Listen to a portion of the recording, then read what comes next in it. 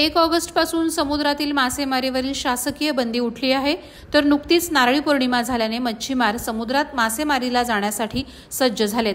मात्र असं असलं तरीही प्रत्यक्ष समुद्रात मासेमारीसाठी आवश्यक परिस्थिती निर्माण झाली नसल्याचंच दिसून येत आहे।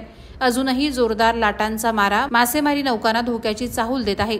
अशीच एक घटना रत्नागिरी शहरानजीकच्या भाटेखाडीत घडली आहे। भाटेखाडीत बोट पलटी झाली। गुरुवारी सकाळी 9 वाजण्याच्या सुमारास ही दुर्घटना घडली। बुडालेली नौका नव्यानंच बांधण्यात आली होती। या नव्या बोटीची चाचणी सुरू असतानाच ही दुर्घटना घडली। भाटे येथील खाडीच्या मुखातून बोट समुद्रात नेण्यात येत होती।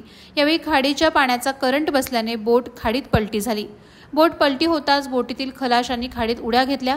सुरुवातीला खलाशी बचावासाठी उलट्या झालेल्या बोटीवर चढले, मात्र या परिसरात मच्छीमारी करणाऱ्या इतर मच्छीमारांच्या ही बाब लक्षात येताच त्यांनी या खलाशांच्या बचावासाठी तिथे धाव घेतली।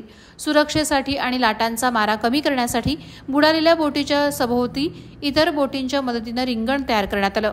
प्रथम खलाशांना सुखरूप दुसऱ्या बोटीवर घेण्यात आलं। यानंतर बुडालेली नौका राजिवडा खाडी येथे आणण्यात आली। चाचणी घेतानाच ही दुर्घटना घडल्याने आणि आजूबाजूला अन्य नौका असल्याने मोठी दुर्घटना झाली नाही। प्रहार डिजिटलसाठी अनघा निकम मगदूम, रत्नागिरी।